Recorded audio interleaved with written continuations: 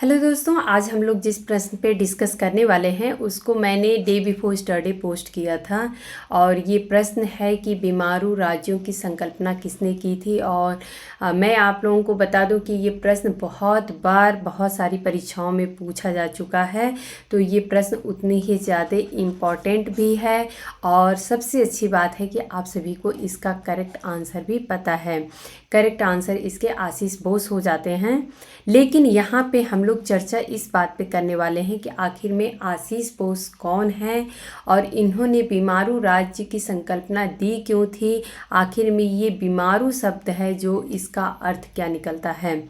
तो आशीष बोस जो हैं वो एक जनसांख्यिकी विशेषज्ञ हैं।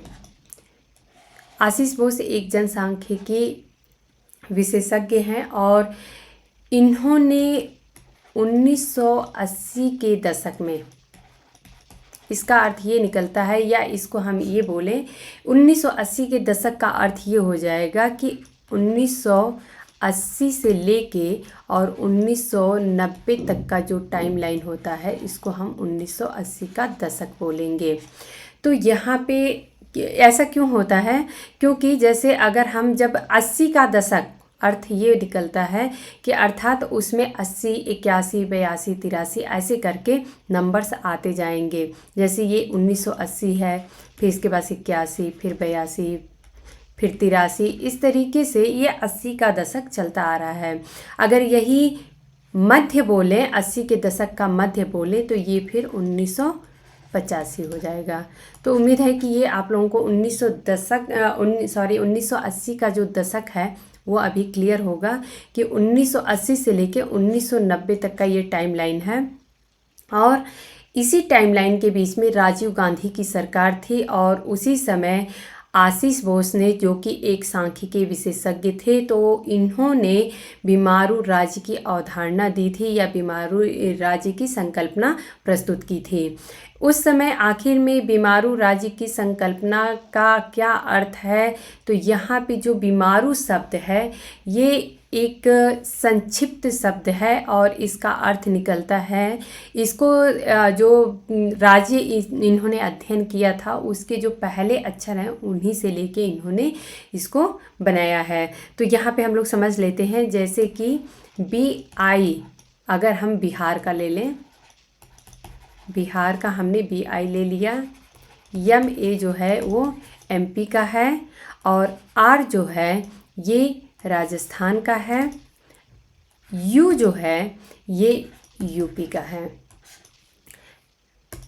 यहाँ पे अब हम सबको मिला के और ये बन जाता है हमारा, ये हमारा बीमारू।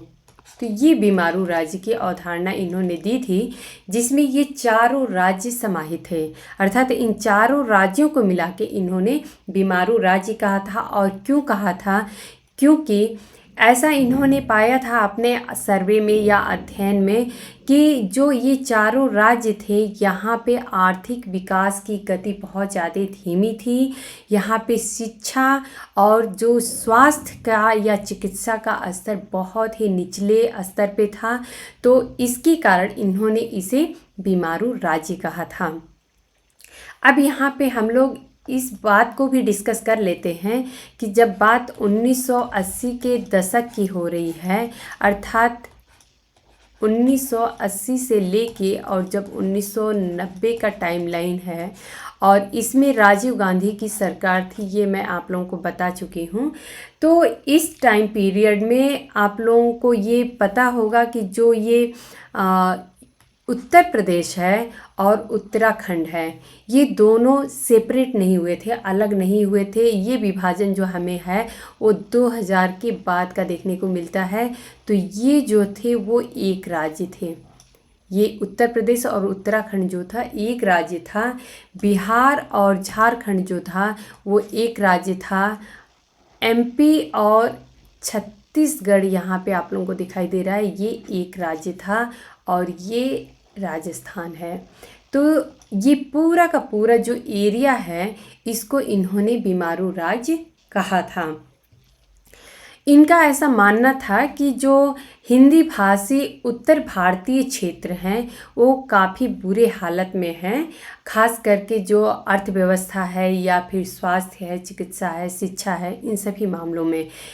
लेकिन अगर देखा जाए तो वहीं पे कुछ ऐसे उत्तर भारतीय राज्य आप लोगों को देखने को मिलेंगे जैसे कि दिल्ली, हरियाणा, पंजाब और हिमाचल प्रदेश। ये सब ऐसे उत्तर भारतीय राज्य हैं जहाँ पे की स्थिति बहुत ही अच्छी रही है और जो कि एक हिंदी भाषी राज्य रहे हैं। तो उम्मीद है कि आज आप लोगों को जो आशीष बोस से संबंधित कुछ फैक्ट्स थे वो अभी आप लोगों को क्लियर हो गए होंगे।